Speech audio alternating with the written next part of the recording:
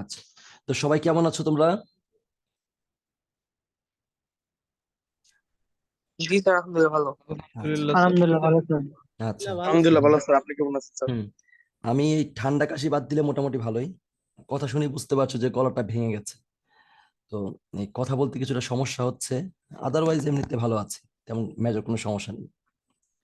আচ্ছা, তো ক্লাস শুরুর আগে একটু বলি যে লাস্ট ক্লাসে আমরা যেটা বলেছিলাম যে আমাদের ফাইনালের জন্য 5টা চ্যাপ্টার পড়তে হবে। 5টা চ্যাপ্টার, কোন 5টা চ্যাপ্টার ছিল? চ্যাপ্টার 5, 6, 10, 12 এবং 17। ঠিক আছে, তো তার মাঝে আমরা চ্যাপ্টার 10টা পড়েছি আমাদের মিডের আগে। ঠিক আছে, তো আজকে আমরা শুরু করব হচ্ছে চ্যাপ্টার 12 থেকে। ওকে, আচ্ছা, তো আমি আমার এইটা কম্পিউটারটা শেয়ার দিচ্ছি।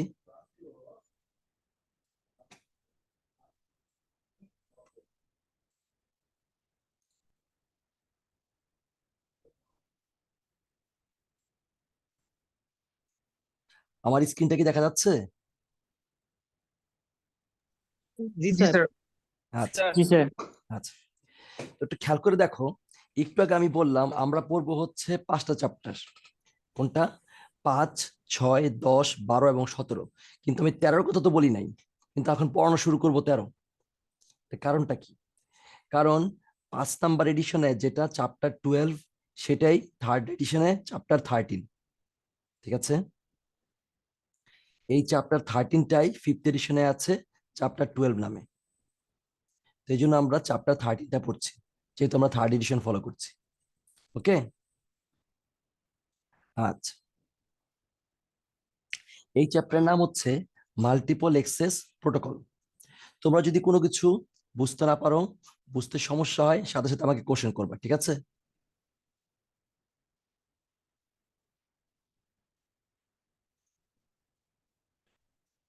আমার কথাই ক্লিয়ার সবাই? কোনো কোশ্চেন যদি বুঝতে কখনো সমস্যা হয়, সাথে সাথে আমাকে কোশ্চেন করবা সবাই। ওপেন। জি sir. Okay sir. Okay sir. মানে ক্লাস শেষ হওয়ার জন্য ওয়েট করবে এরকম কিছু না। আচ্ছা, আর আমি যে তোমাদের অনেকক্ষণ ধরে ক্লাস দেবো সেটাও না, কারণ আমি জানি মনোযোগ ধরে রাখাটা কঠিন। অতএব যতক্ষণ তোমরা মনোযোগ ধরে রাখতে পারো ততক্ষণ পর্যন্ত ক্লাস হবে। আচ্ছা, মাল্টিপল এক্সেস প্রোটোকল এটা কেন লাগে? এর আগে আমরা যখন চ্যাপ্টার 1 পড়েছি, তখন একটা জিনিস খেয়াল করো। আমরা যখন কোনো জিনিস শেয়ার করি তখন দুইভাবে শেয়ার করতাম। একটা হচ্ছে পয়েন্ট টু পয়েন্ট, আর একটা ছিল multi point. Point to point মানে কি? 1 to 1। আর মাল্টি পয়েন্ট মানে কি? যেখানে অনেকে একটা জিনিস শেয়ার করে, তাই না? এখন তুমি যখন কোনো কিছু শেয়ার করো না, 1 to 1 হয়, তখন কিন্তু কোনো প্রবলেম নাই। ফর এক্সাম্পল, তুমি তোমার নিজের বাসায় থাকো, নিজের রুমে থাকো, নিজের মানে নিজের একটা ওয়াশরুম, নিজের নিজের সবকিছু, নিজের পড়ার টেবিল, নিজের বিছানা, সব নিজের। তো সেখানে তোমার কারোর সাথে শেয়ার করতে হয় না। তো এই জন্য দেখবা এখানে কোনো প্রবলেমও নাই। এখানে কোনো প্রোটোকল তেমন প্রয়োজন পড়ে না, কোনো রুলস রেগুলেশনের প্রয়োজন পড়ে না, যেহেতু সবই তোমার।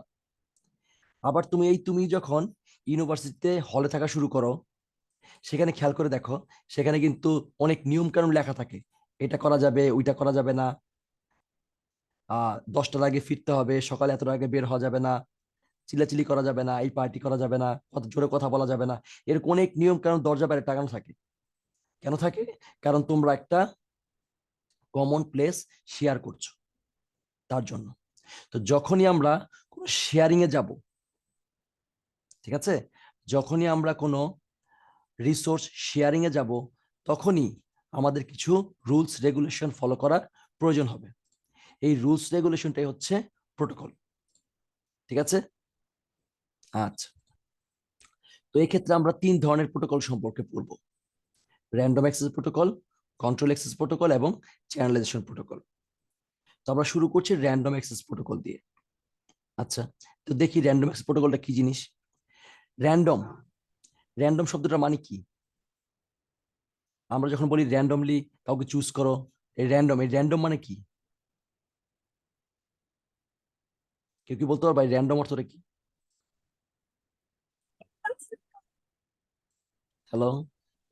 স্যার, যে যে কোনো স্যার একটা স্যার। হ্যাঁ, এলোমেলো ভাবে। এলোমেলো ভাবে মানে যে কেউ পারবে। জিনিসটা হচ্ছে র্যান্ডম মানে হচ্ছে যে কেউ। ঠিক তাই, র্যান্ডম অ্যাক্সেস মানে হচ্ছে যে কোনো স্টেশন, যে কোনো সময়, যে কোনো ফ্রেম পাঠাতে পারবে, কোনো সমস্যা নাই, without being control by any other station. তোমাকে কোনো স্টেশন, কাউকে কেউ কন্ট্রোল করতে পারবে না। এখানে স্টেশন মানে কি? স্টেশন মানে হচ্ছে ডিভাইস বা নোড। তার মানে কোনো নোড যখন ডাটা পাঠাবে, সে তখন আরামসে ডাটা পাঠাতে পারবে, কোনো সমস্যা নাই। কেউ কাউকে তোমাকে বলতে পারবে না যে তুমি ডাটা পাঠায়ো বা পাঠায়ো না। ঠিক আছে? তার মানে আমার কাছে যখন ফ্রেম আছে, যেহেতু আমি ডাটা লিঙ্ক লেয়ার পড়াচ্ছি, এখানে যে ডাটাটা সেটা হচ্ছে ফ্রেম। তার মানে আমি যখন ডাটা পাঠাবো বা ফ্রেম পাঠাবো, যখন আমার ইচ্ছা তখনই পাঠাতে পারবো, কেউ আমাকে কন্ট্রোল করতে পারবে না। এটাকে বলা হয় র্যান্ডম অ্যাক্সেস। ঠিক আছে? এবং আমাদের আজকে পড়াশোনার মেইন উদ্দেশ্যই হচ্ছে কলিশন দূর করা, কলিশন কমানো। যখন সবাই একটা রিসোর্স শেয়ার করে, সেখানে কিন্তু কি হয়? কলিশন হয়, দ্বন্দ্ব হয়। তোমরা যখন ইউনিভার্সিটি হল রুম শেয়ার করো, সেখানে কি তোমাদের দ্বন্দ্ব হয় না? ঝগড়াঝাটি হয় না? কলিশন হয় না? হয় কি না? জি স্যার। অবশ্যই। এবং এইটাকে রিডিউস করার জন্য, কমানোর জন্য আমরা কি করি? কিছু রুলস রেগুলেশন ইম্পোজ করি, তাই তো? এইটাই হচ্ছে প্রোটোকল। আমরা চেষ্টা করব কিছু রুলস রেগুলেশন ইম্পোজ করার মাধ্যমে এই কলিশনটাকে কমানোর জন্য। এখন আমরা ধাপে ধাপে দেখবো আমরা কি ধরনের রুলস রেগুলেশন ব্যবহার করি। তবে একটা জিনিস মনে রেখো, আমরা যত রুলস রেগুলেশনই ফলো করি না কেন, আমরা কলিশনকে কমাতে পারবো, কিন্তু কলিশনকে কখনো জিরো করতে পারবো না।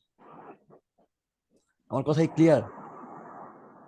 ডাটাদের মাঝে যে কলিশন হয়, এই কলিশনটাকে কমানো যায়, কিন্তু কখনো জিরো করা যায় না। ক্লিয়ার? জি স্যার। আমরা এখন জি স্যার। স্টেপ বাই স্টেপ যাব এবং চেষ্টা করব কলিশনটাকে কমানোর জন্য। আচ্ছা, তো প্রথমে আসি র্যান্ডম অ্যাক্সেসে। আচ্ছা, র্যান্ডম অ্যাক্সেসের প্রথম প্রোটোকলটাই হচ্ছে মাল্টিপল অ্যাক্সেস প্রোটোকল, এমএ। এটাকে ডেভেলপ করে করে তৈরি করা হয়েছিল সিএসএম এ, এবং তারপরে তৈরি করা হয়েছে সিএসএম এ সিডি এবং CSM A CA, day by day. ঠিক আছে? প্রথম আমাদের যেটা এসেছিল সেটা হচ্ছে এমএ।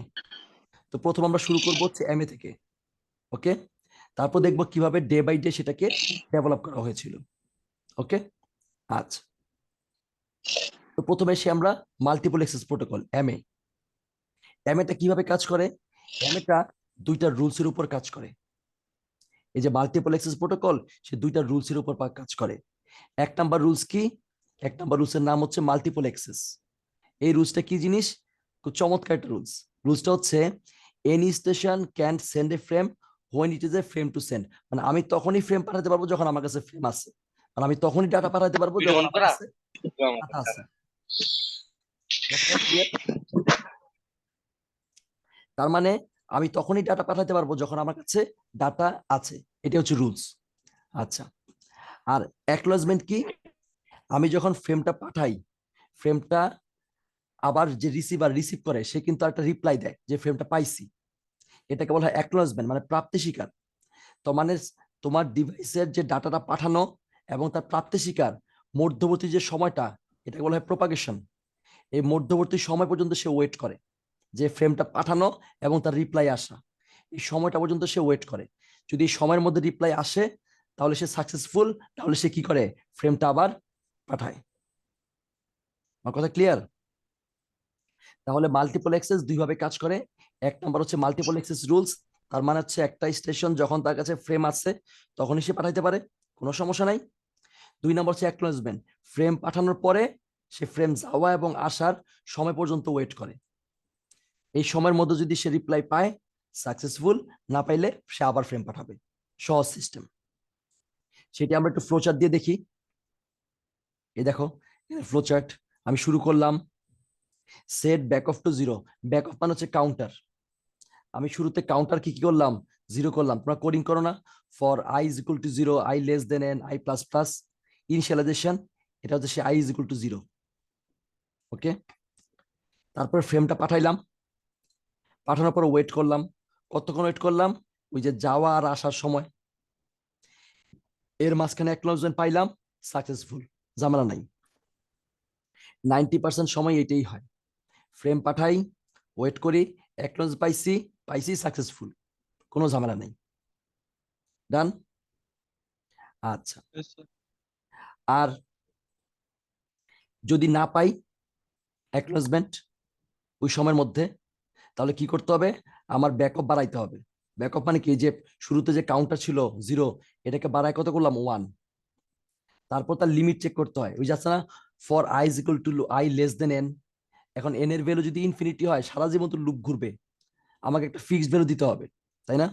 মানে কতবার লুপটা ঘুরবে ফিক্সড ভ্যালু দিতে হবে না? নর্মালি আমরা এই ভ্যালুটা দেই হচ্ছে 15, মানে 15 বার লুপটা ঘুরে। ওকে, তো চেক করি 15 বার কি লুপটা ঘুরছে কিনা। যদি 15 বার লুপটা ঘোরা হয়ে যায়, তাহলে সে বের হয়ে আসবে লুপ ব্রেক করে। আর যদি না হয়, সে আবার র্যান্ডম টাইম পর্যন্ত ওয়েট করবে এবং ফ্রেম পাঠানোর চেষ্টা করবে। এটাই হচ্ছে আমার পুরো সিস্টেমটা কিভাবে কাজ করে। ওকে, আচ্ছা।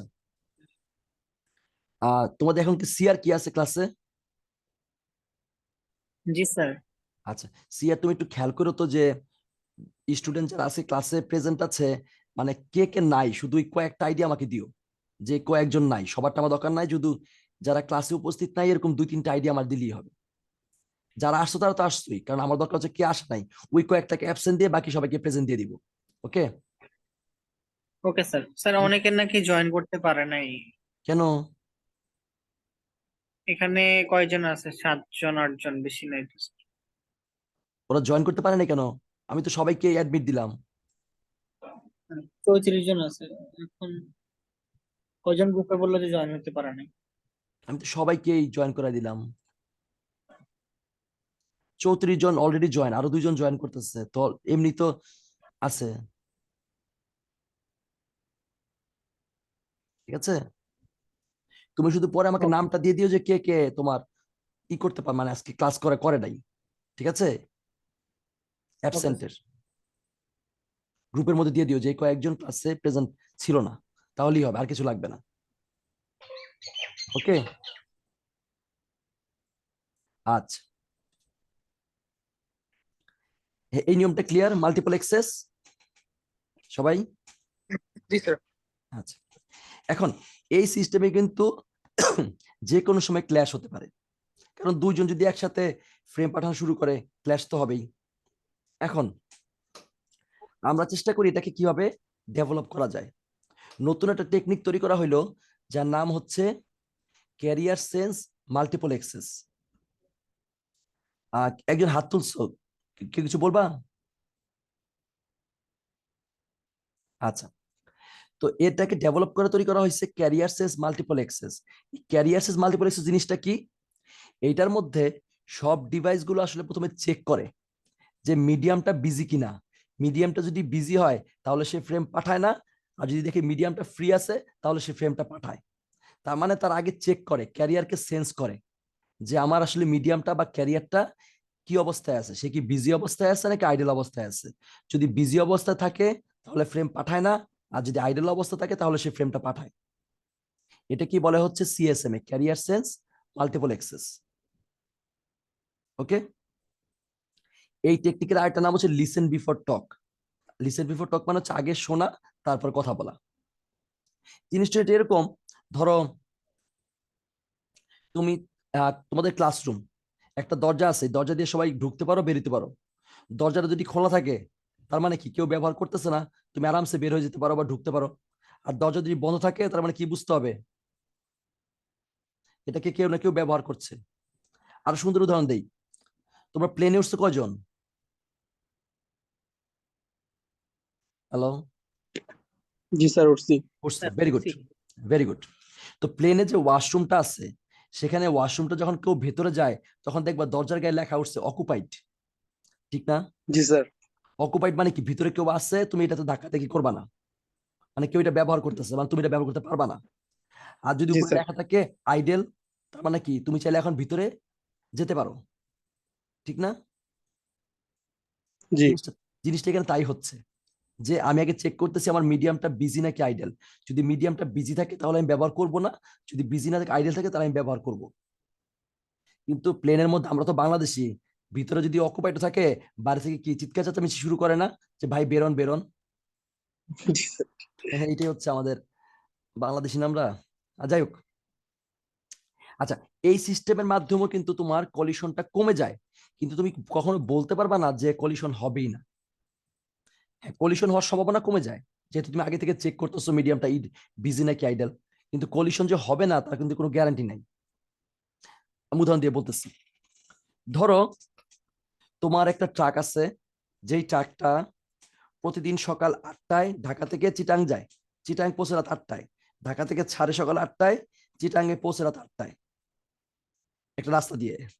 আবার আরেকটা ট্রাক চিটাং থেকে ওই একই রাস্তায় 8টার সময় ছাড়ে, ঢাকা সকাল 8টায় পৌঁছে। কোনো সমস্যা নাই, কারোর সাথে কোনো ক্ল্যাশ নাই, একই রাস্তা দিয়ে তারা যাওয়া আসা করে। ঠিক আছে? কিন্তু কোনো একদিন তোমার সকালের ট্রাকটা কুমিল্লা গিয়ে পাংচার হয়ে গেল, ওই দিক দিয়ে আবার রাত 8টায় যে ট্রাক ছাড়ার কথা, সে আবার চেক করলো যে কেউ এই রাস্তায় কোনো ট্রাক আছে কিনা। সে অনেক দূরে পর্যন্ত বাইনোকুলার দিয়ে দেখলো যে কোনো ট্রাক নাই, সে তার ট্রাকটা ছেড়ে দিল। তখন এই দুইটা ট্রাক ফেনীতে এসে কি করলো, কলিশন করলো। হতে পারে না? জি স্যার। কথা ক্লিয়ার? তার মানে কি, তোমার সিগন্যাল, এই সিগন্যালের প্রোপাগেশন ডিলের কারণে কলিশন হতে পারে। যেমন ধরো তুমি AB4 থেকে, তুমি AB4-এ দাঁড়ায় আছো, তোমার ফ্রেন্ড AB1-এ দাঁড়ায় আছে, তোমরা দুজন কথা বলতেছো, কোনো সমস্যা নাই, চিৎকার করে কথা বলতেছো AB4 থেকে AB1, কোনো ঝামেলা নাই। এখন তোমাদের মাঝে যদি হঠাৎ করে একটা হেলিকপ্টার নামে, তখন দেখবে কথাগুলো আগে পরে হচ্ছে, তাই না? প্রোপাগেশন ডিলে হচ্ছে এবং সিগন্যালগুলো লস্ট হচ্ছে এবং কলিশন হচ্ছে। ওকে, তার মানে প্রোপাগেশন ডিলের কারণেও কলিশন হতে পারে। যদিও তারা মিডিয়ামকে সেন্স করতেছে, তারপরেও কলিশন হতে পারে। আচ্ছা, এটাকে দূর করার জন্য আমরা দুইটা স্ট্র্যাটেজি ফলো করি। স্ট্র্যাটেজি মানে কি? টেকনিক, তাই না? এটাকে ভালো করার জন্য আমরা কি ইউজ করি? দুইটা টেকনিক ইউজ করি। যেমন ধরো, পরীক্ষা ভালো করার টেকনিক কি বলো দেখি একজন। পরীক্ষা ভালো করার রুলস কি আর পরীক্ষা ভালো করার টেকনিক কি? রুলস আর টেকনিকের কি পার্থক্য? কেউ যে বলতে পারবা পরীক্ষা ভালো করার রুলস কি আর টেকনিক কি? রুলস বলতে যেটা সবার জন্য অ্যাপ্লাই, আর কি টেকনিক বলতে যেটা শর্টকাট অ্যাপ্লাই করা যায় বা ভেরি গুড। যে পদ্ধতি। হ্যাঁ হ্যাঁ, এক্সিলেন্ট, ভেরি গুড, ঠিক বলছো। রুলস হচ্ছে যেমন আহ পরীক্ষা ভালো করার রুলস হচ্ছে ভালো মতো পড়াশোনা করতে হবে, এটাই তো। পরীক্ষা ভালো করার জি রুলস স্যার। হচ্ছে ভালো মতো পড়াশোনা করতে হবে। আর টেকনিক কি? টেকনিক হইলো পরীক্ষার রুমে যে ভালো পারে তার পিছনে গিয়ে বসতে হবে, তারটা দেখে দেখে লিখতে হবে, ঠিক জি কিনা? স্যার। ওইটা হচ্ছে টেকনিক। তো টেকনিক হচ্ছে শর্ট টার্ম, যেটা বললাম, ভেরি গুড। তো টেকনিকটা হচ্ছে স্ট্র্যাটেজি। তো আমরা কিছু স্ট্র্যাটেজি নিতে পারি যার মাধ্যমে আরো আমি আমার কলিশনটাকে কমায় আনতে পারি। কি স্ট্র্যাটেজি? এটাকে বলে পারসিস্টেন্ট স্ট্র্যাটেজি। ওকে, এই স্ট্র্যাটেজি আমরা কি করি? ক্যারিয়ারটাকে সেন্স করি, চেক করি মিডিয়ামটা বিজি কিনা। যদি দেখি বিজি না, ফ্রেম পাঠায় দেই। আর যদি দেখি বিজি, আবার আমি ওয়েট করি মানে আবার র্যান্ডম টাইম পর্যন্ত ওয়েট করি। এখন যতবার আমি দেখো আমার কলিশন হচ্ছে, মানে মিডিয়ামটাকে আমি বিজি পাচ্ছি, ততবারই আমাকে কি করতে হচ্ছে? র্যান্ডম টাইম পর্যন্ত ওয়েট করতে হচ্ছে। এবং যতবার আমি এই যে ওয়েট করি, এই যে ওয়েট করাটা, এই ওয়েট করাটা কিন্তু আমার সিস্টেমটাকে ডিলে করাই দিতেছে, দেরি করাই দিতেছে। এবং নেটওয়ার্কিং এ এই ডিলেটা কিন্তু একটা খুব মারাত্মক ইস্যু, জানো? নেটওয়ার্কিং এর ডিলেটাকে আমরা একেবারেই সহ্য করতে পারি না। তোমরা রিসেন্টলি কেউ আহ ওই যে এল ক্লাসিকো খেলা দেখছো? ফুটবল খেলা বা আইপিএল এ ক্রিকেট জি খেলা? স্যার। জি স্যার। আচ্ছা, তো খেয়াল করে দেখো, ধরো তুমি একটা অ্যাপস দিয়ে আইপিএল দেখতেছো, তোমার ফ্রেন্ড আরেকটা অ্যাপস দিয়ে আইপিএল দেখতেছে। তোমার ফ্রেন্ডের অ্যাপস যদি ফার্স্ট হয়, তুমি কিন্তু চিল্লাচিল্লি শুরু করো যে আমারটা এত পরে আসতেছে কেন, ওরটা কিভাবে আগে আসে। এখানে যে 1 সেকেন্ড কোনো কারণে যদি বাফার হয়, তোমার কিন্তু মেজাজ খারাপ হয়ে যায়। এখানে 1 সেকেন্ডও ডিলে কিন্তু তুমি সহ্য করো না, ঠিক কিনা? আমার কথাই ক্লিয়ার? জি স্যার। জি স্যার। ধরো তুমি ক্রিকবাজে দেখতেছো, ওই যে আপডেট, যে ক্রিকেট আপডেট, কোনো কারণে ক্রিকবাজ তোমার 5 সেকেন্ড স্লো হয়ে গেল, বাফারিং করতেছে, তুমি কি করবা? ক্লিক ইনফো বা অন্য কোনো সাইটে চলে যাবা না আবার? তুমি কি 5 সেকেন্ড ওয়েট করবা তার রেজাল্টের জন্য? না না স্যার। স্যার। এইটাই মানে নেটওয়ার্কিং ক্ষেত্রে এই 1 সেকেন্ড, মিলি, মাইক্রো, ন্যানো সেকেন্ড খুব ইম্পর্টেন্ট। তার মানে স্যার এখানে যে হ্যাঁ বলো। স্যার জিটার ডিলে বাফার তাহলে কি স্যার তিনটাই একই রকম জিনিস? একই, তিনটা একই জিনিস, তিনটাই টাইমের সাথে রিলেটেড। জি sir. Delay, buffer, latency almost similar, শুধু কাজের ক্ষেত্রে তাদের কিছু পার্থক্য আছে। অলমোস্ট সিমিলার, সবাই রিলেটেড টু ডিলে, জি টাইমলিনেস, মানে সবাই রিলেটেড টু টাইমলিনেস। ঠিক আছে? জি স্যার। এবং এটাকে আমরা কমানোর চেষ্টা করি। এই যে আমরা যে নন পারসিস্টেন্টে যে ওয়েটটা আছে এটাকে রাখা যাবে না, কারণ এখানে ওয়েট করতে হইলে আমার সিস্টেমটাকে ডিলে করে ফেলবে। আর নেটওয়ার্কিং এ আমরা ডিলেটা সহ্য একেবারেই করি না। তাহলে পারসিস্টেন্টে আসে কি করি আমরা? ক্যারিয়ারটাকে সেন্স করি, চেক করি বিজি কিনা, না হলে ফ্রেম পাঠাই দেই। আর যদি দেখি বিজি, সে আবার চেক করা শুরু করে। এই দেখো মাঝখানে ওয়েট সরাই দিচ্ছে, তার মানে এখানে আমার কোনো ডিলে হচ্ছে না। কিন্তু এখানে ওয়েট সরাই দিলেও এখানে কিন্তু একটা জিনিস প্রবাবিলিটি অ্যাড করছে। প্রবাবিলিটি আবার মানে কি? এটা আবার কি জিনিস? প্রবাবিলিটি মানে হচ্ছে তোমার ধরো তোমার দরজা খোলা, তুমি আর তোমার ফ্রেন্ড দুইজনই ডাটা পাঠাবা, দুইজনই দরজার সামনে দাঁড়ায় আছো, কিন্তু তোমার ফ্রেন্ড বা তোমার দুইজনই সেট করে রাখছো যে আমরা 20% সময় বের হব, 80% সময় বের হব না।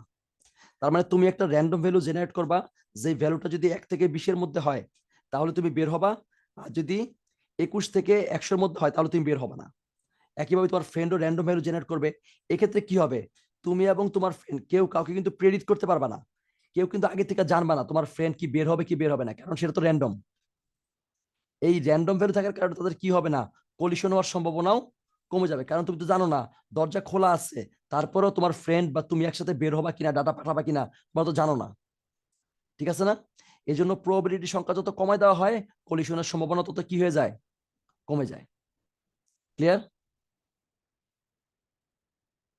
আচ্ছা, এরপর আসি। এখন এই যে কলিশন গুলো হচ্ছে, কলিশন জিনিসটা তো খারাপ, কারণ কলিশন হওয়া মানে কি হয়, ডাটা লস্ট হয়। আচ্ছা, আমাদের যখন অসুখ হয় তখন কিন্তু বেসিক্যালি আমরা দুইটা জিনিস করি, মানে অসুখ রিলেটেড ক্ষেত্রে যদি অসুখ হয় তাহলে আমরা কি করি, ওষুধ খাই, তাই না? আমাদের যখন রোগ বিরোগ হয় তখন কি আমরা কি ওষুধ খাই না? মাথা ব্যথা হলে জি প্যারাসিটামল স্যার। খাই, ঠিক কি না? অথবা জি আমরা চেষ্টা করি অসুখ বিসুখ থেকে বেঁচে থাকতে। কিভাবে? আমরা ধুলোবালিতে কম যাওয়ার চেষ্টা করি, বৃষ্টিতে ভিজি না, রোদে যাই না। এই যেমন তোমাদের এখন ক্লাস অনলাইন করে দিচ্ছে, কেন করছে? যাতে তোমাদের কষ্ট করে ইউনিভার্সিটিতে না আসতে হয়, রোদের মধ্যে না পড়তে হয়, বাসায় থাকবা আরামে। আমি তো দুই একজনের আবার যে ভিডিও দেখলাম, মোটামুটি বিছনার মধ্যে শুয়েছিলা, দুই একজনের ভিডিও অন ছিল, তখন দেখলাম মানে বেশ আরামই আছো, ঠিক কিনা? বেশ আরামেই তোমরা ক্লাস করতেছো।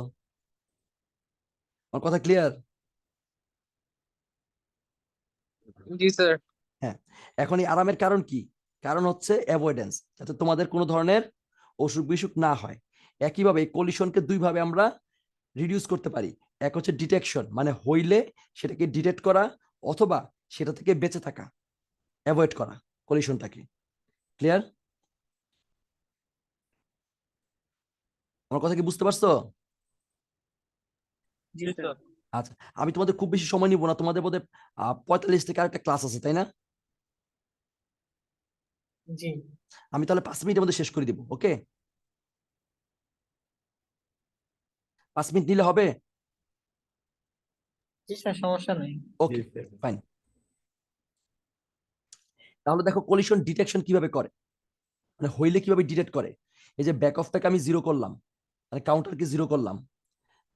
আচ্ছা, আমার বোধহয় 10 মিনিট মতো সময় আছে, অসুবিধা নেই।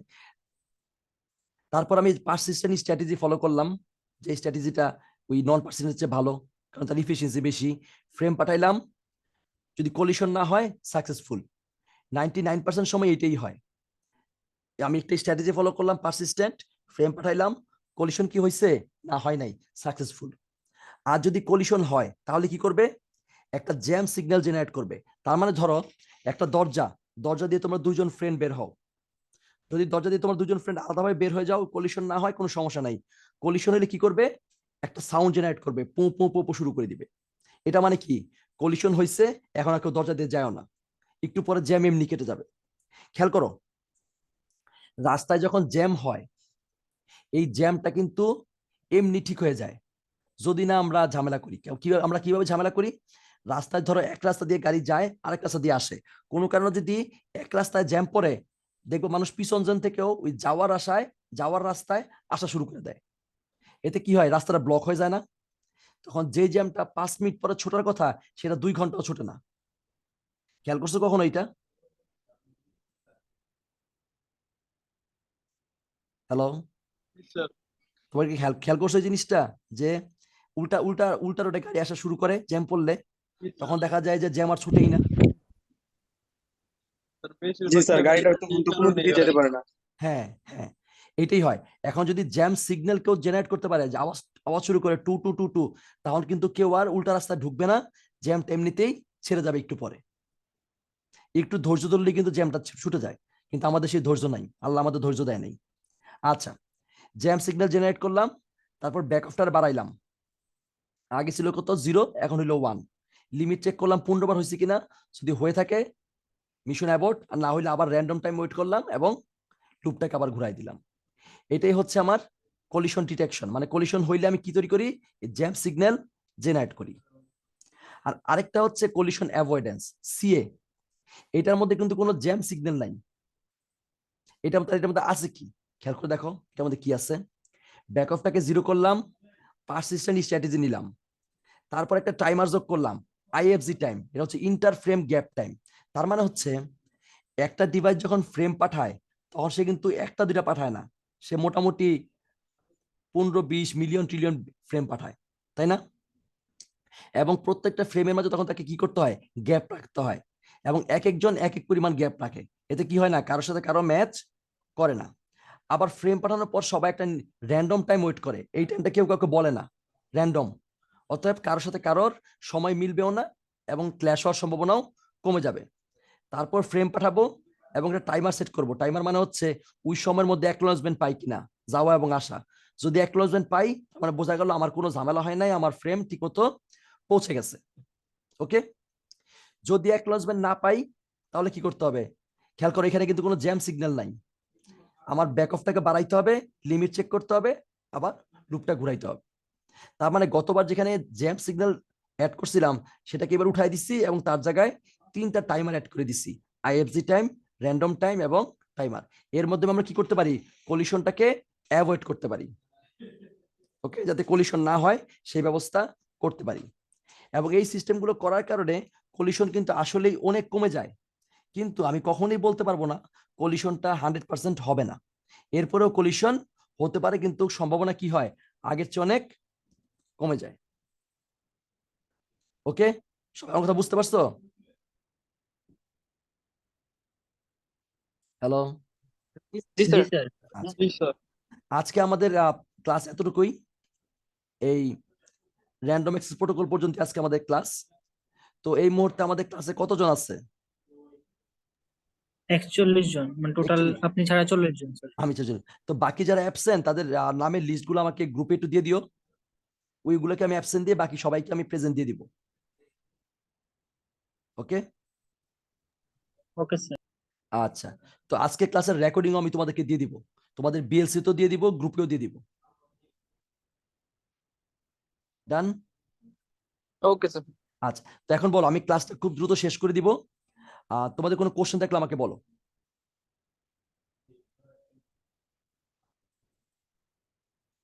তোমাদের কারো কোনো কোশ্চেন আছে?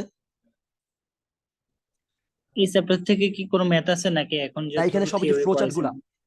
এইখানকার ইম্পর্টেন্ট হচ্ছে ফ্লো চার্ট গুলো আছে না, প্রত্যেকটা ফ্লো চার্ট ভালো করে পড়তে হবে, এই ফ্লো চার্ট গুলোকে ব্যাখ্যা এগুলা করতে কি হবে। সরাসরি ব্যাখ্যা করতে বলবে নাকি রাইট, আঁকতে বলবে যে এগুলোকে এটা? নর্মালি সবাই সরাসরি ব্যাখ্যা করতে বলে, ফ্লো চার্ট ড্র করে ব্যাখ্যা করতে বলে। Okay sir. ঠিক আছে, ওকে। আরো কারো কোনো কোশ্চেন আছে?